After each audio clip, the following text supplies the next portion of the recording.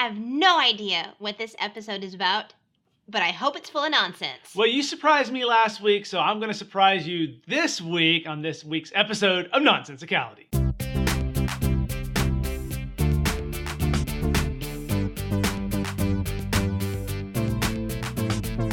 Hey friends, welcome to another awesome week of Nonsensicality. Are you ready? I hope so. Are you sure?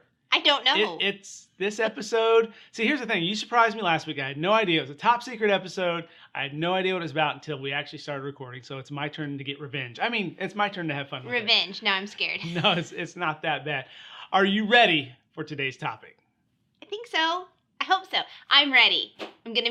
No, I'm not. But yes, okay, I'm ready. Are you sure? Is it going to be full of nonsense? Do you need to wrap your mind around this somehow? No, how can I? I don't know what it's about. Okay. Will there be nonsense? You need to prepare yourself for the blow that you're going to take from being shocked at this topic. I am prepared for nonsense. Yeah. It's about all I can do. All right. Today's episode is foods that were invented by accident. Now, I know last week you did inventions that were invented by accident, but you went into the food category a couple times, and it made me hungry. And it also got me thinking, well, what other kind of foods came by accident? So last week you talked about potato chips, the ice cream cone, Yep. and what was one more? Oh, the chocolate chip cookie. Yeah. So I got hungry. We talked about having some sort of weird amalgam of all three of those into one meal snack thing. We decided it was a bad idea. That was a bad idea. And so, I was just thinking, what other foods came about? But surely that's not the only one. And the truth is, I love, and you know this, I love to experiment in the kitchen. Yes, I you love do. throwing stuff together and see what happens. And a lot of times great things happen. And we're like, oh, this is pretty good. We'll eat this again. And a lot of times it's like, hey, you're nice. You're like, hey, that was pretty good. And that's all you say about it. And then I'm like, we're not making that one again. Okay, I can but tell by the look on your face that we are not making that one again. To be fair, though, you have gotten a couple of standing ovations. This is true. Sometimes when I make, Standing. which I was like, stop, you're just pandering. But Standing ovations. I know, it's awesome. So, So I appreciate that. But I just thought, well, why don't we look into some food now? And here's the thing: there's a lot of foods throughout history that were accidents. Like, most of your fermented drinks were accidents that people are like, hey, this is a good idea. And then yogurt and some things like that. But I don't want to get into like the ancient, because most of it is just speculation on how it came about. There's no like pinpoint. so you have some scientific. I have some actual like dates on some of these, and when these things happen. A lot of this I got from foodbeast.com. Food Beast. That just sounds delicious. I know the name of that website makes me hungry for some reason. But anyway, and then I got a few from like readersdigest.com, thedailymeal.com. But the bulk of it comes from foodbeast.com. You ready for your first one? I'm ready. Nachos. It happened by accident? It was kind of, yeah. So what happened, it was in 1943, and a group of Texas Army wives, they actually hopped the border to have dinner in a Mexican restaurant. The restaurant was called Victory Club, which sounds like, upscale, right? No kidding. But what happened was the cook never showed up. And these women were there. I guess it was kind of a big group of women. And so the maitre d', whose name was Ignacio Nacho, that's in quotes. You can't see my quotes over the microphone. No, but it looks cute from here. Nacho Anaya. And so his nickname was Nacho. See where we're going here? I get it. And so there was no, no cook. There was no chef in there. He had no cooking skills whatsoever. He was the maitre d'.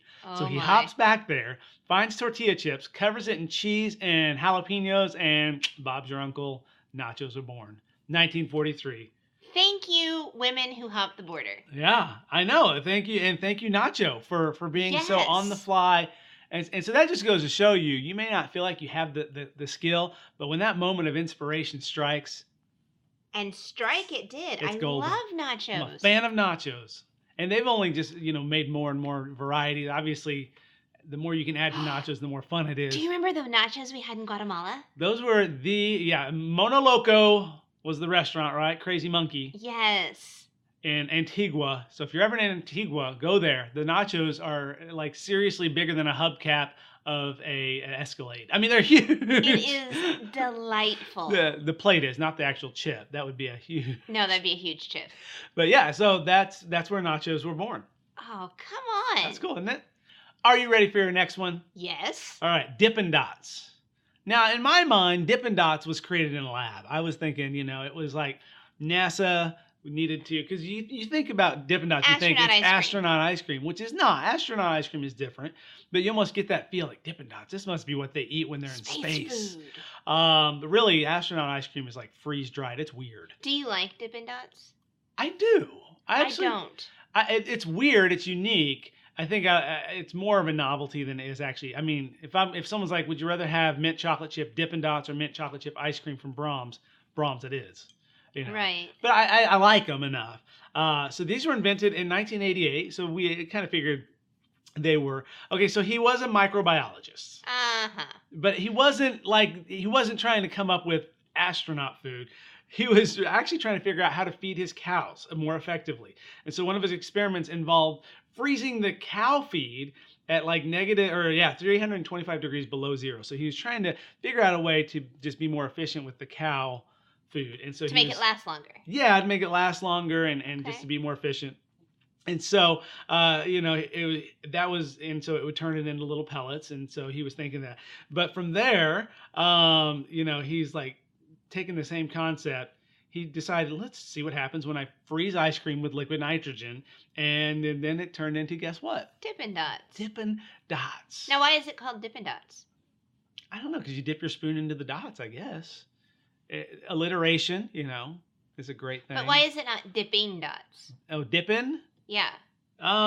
It does not say, but he was a farmer because he was trying to feed cows, or he was a microbiologist, so he was working on cow food. So he probably dealt with a lot of farmers, and they were farming. And so they just cut that and they G were right off. herding cattle. And so he thought, if they're farming and herding, I'm going to be dipping. I don't know. I hardly ever put the G on the end of my ing words. I'm running somewhere. Whoa. I'm running somewhere. I don't ever say I'm running. I do. It's nice. No, that poor G does not I feel like Forrest Gump if I'm like, I'm running. So I'm just like, I'm running. The G does not have a lot to do. I'm just saying. You're See? just saying. No, I'm just saying. So I identify with the dipping very easily. And I have an English degree, so I feel like that's my license to break those rules because I learned them all. Uh-huh.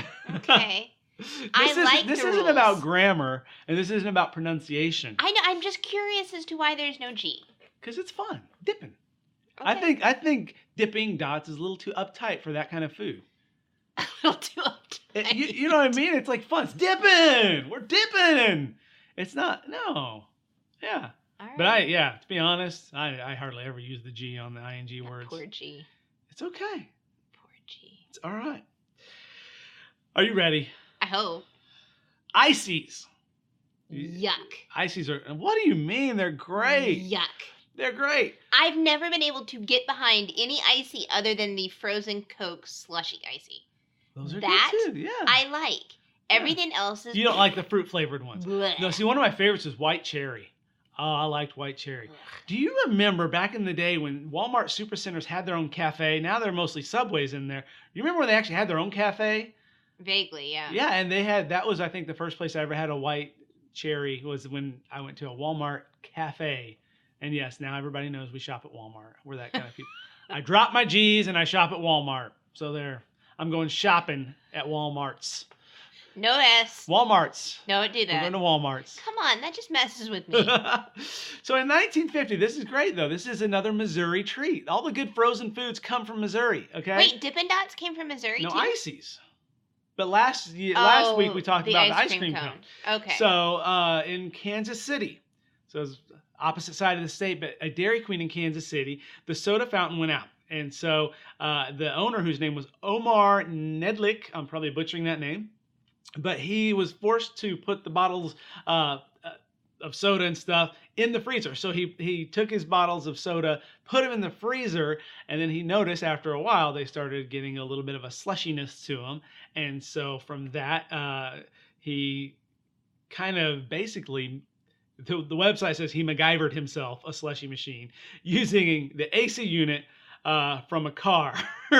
and some flavoring, water, and carbon dioxide. Isn't that great? That is He not the MacGyvered day. the slushy. That is not the day the health inspector should show up. No, that is not. Well, when he's got an AC from trust the car. me, you're going to think about the health inspector later on in some of these. So I can just imagine what that looks like.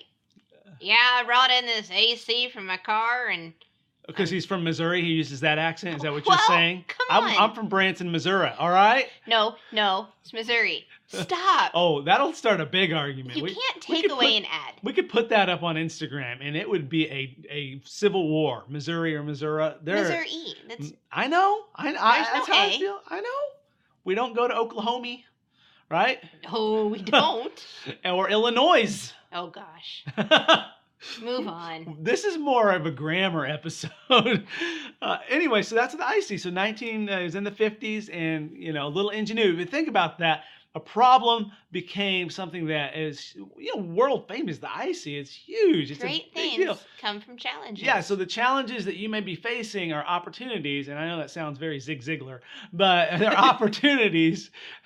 Sorry, Zig, if you're listening, I doubt it, but they're opportunities for you to, come up with something great. So if you're, facing a problem, have an icy, and you'll, get think right of the through it. icy at the very least. Think of the Or icy, have or the one. ice cream cone.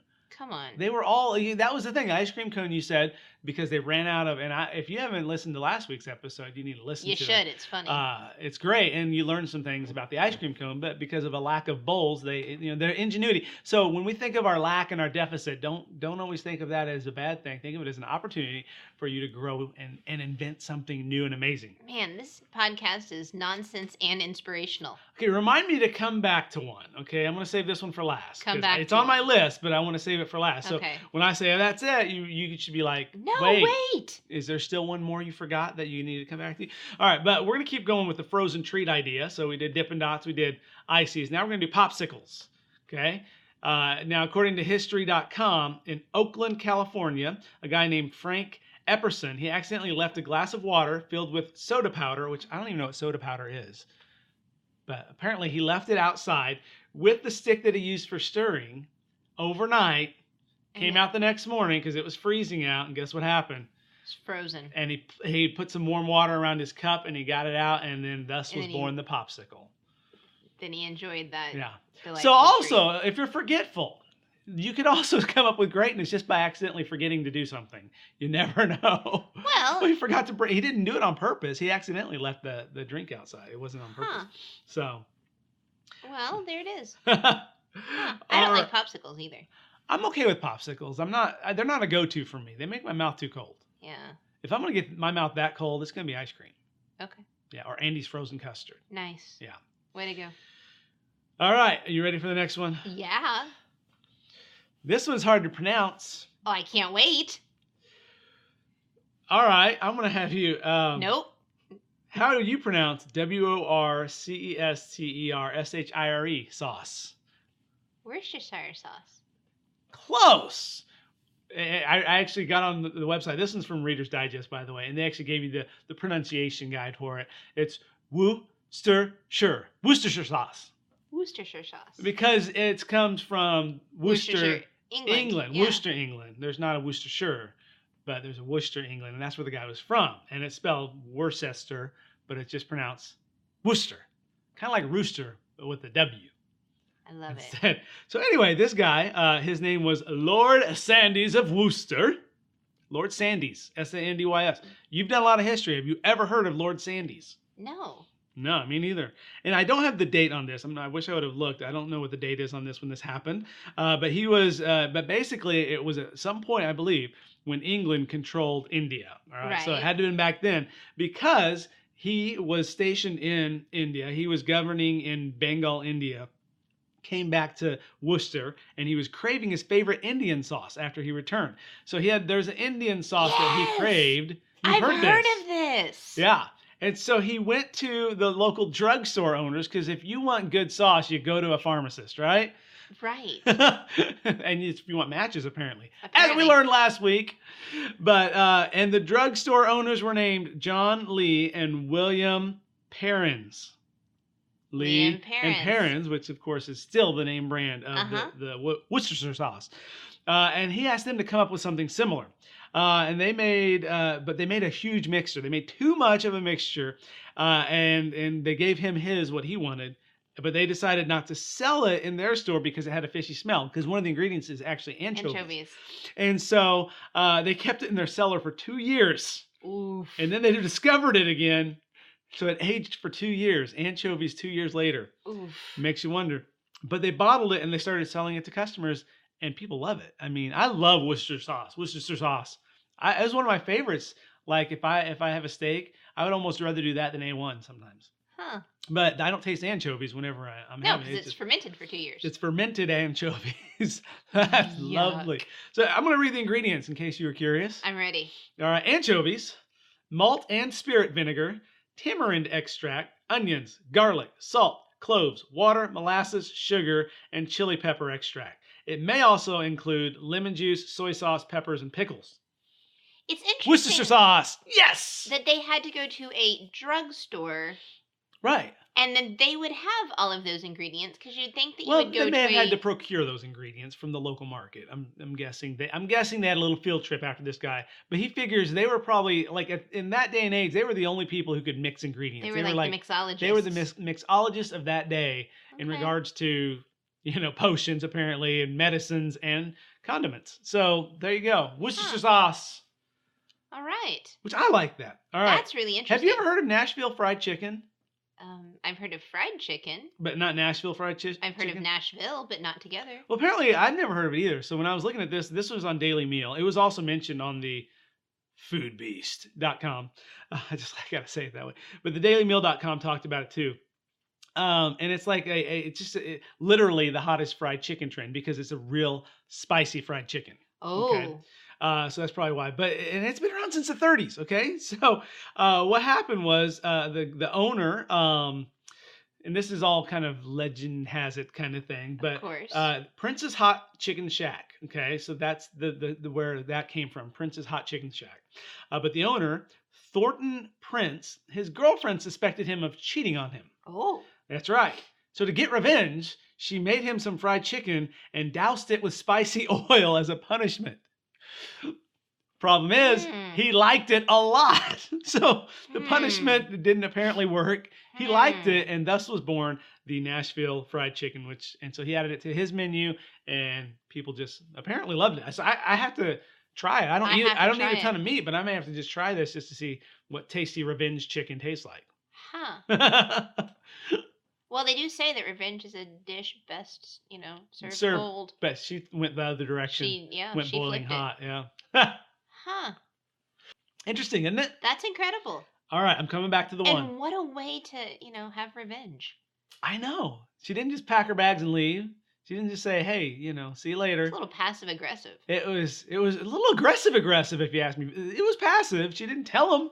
But the funny thing was, it so backfired. Literally fired, because it's hot. It backfired. All right. All right, so you coming back to that one you left? Yeah, this one is the one where you're like, where's the food inspector on this one? Oh, yes. So pink lemonade, okay? Okay. Because lemonade has been around a long time, but pink lemonade, you're wondering why. Why did they decide to make it pink? And there's two legends. Okay. And I'm going to go with the safe one first, the one we hope it is. Then I'm going to go with the one that will make you never want to drink pink lemonade. All right. Because you'll think about it. Okay, I'm nervous. You nervous? Both accounts come from the circus, that it was invented in a circus. Like that was where pink lemonade originated. One account was that a circus promoter, Henry E. Allott, Allott, he accidentally dropped a red cinnamon candy into a batch of his lemonade. And so he just kind of rolled with the pink colored lemonade and he kept selling it. And so he's just like, hey, pink people like the pink apparently in the lemonade. And so they were selling it. And then I think later on, I think on another source I read, he called it strawberry lemonade. I guess they ended up, replacing hot cinnamon with strawberry. So that's the one we hope happened, is that he just dropped a candy into lemonade. Well, hopefully he was holding it and then dropped it, not it fell out of his mouth. Or it was just fell out of a wrapper even as he Right. was getting ready to put it into his mouth. But here's the other version, okay? And so this one's the cringy version. So the first, this dates back to 1857, also at a circus, and a lemonade vendor ran out of water for the lemonade. And so they were trying to make lemonade, and they ran out of water, okay? Are you tracking with me? Yeah, but So I they want to needed stop water. tracking because I'm just scared. So to remedy this, his vendor went backstage and looked for a source of water. The horse performers, the horse acrobats, wore pink tights. They had washed their pink tights. Nope. The water turned pink, and he Nope. stole that water. Nope. So horse tights, not just tights, but tights that have been on a horse, soaking in water, made the lemonade. There's not words to describe how terrible that is. That's when you're like, where's the health I inspector? can't even, like, Yeah, that I'm one's... sorry. No one thinks that's a good. Oh, here's dirty wash water from. That's not just dirty. That's nasty. That's. Let's hope it was the cinnamon. It doesn't matter. Nowadays, if you order pink lemonade, It's you're not going to have horse tights water, okay? Yeah.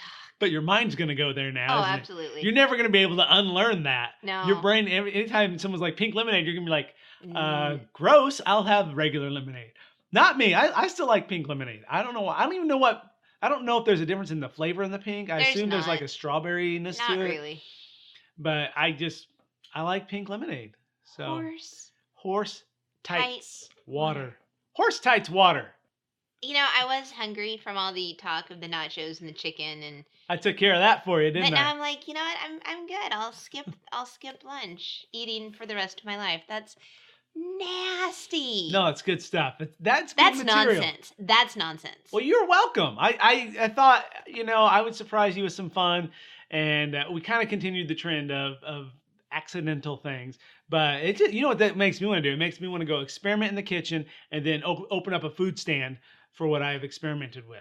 And then, Okay. but the good thing is, if anybody comes to visit our food stand that I open up, hypothetically, Kim's allergic to horses, so there will not be any horse-type water used in my inventions of food. And Caleb can cook, so I will just be the maitre d'.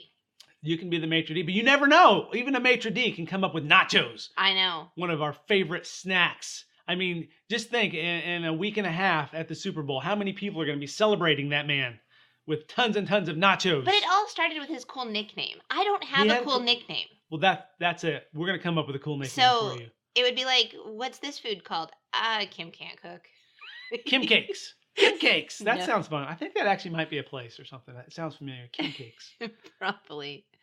But that's it. That's all I've got. Some fun things. Well done. And I hope you were edutained in this. And I hope you learned something. And I hope you'll get your appetite back soon. Yeah, Well, I hope so. thank you for listening. I hope you enjoyed it. And hope you, I don't even know what next week's going to be about, but we're both going to be prepared for it, right? Oh, we'll see. I don't know. I feel like another surprise. Maybe We'll see. January is just surprise month. It's surprise month. Surprise.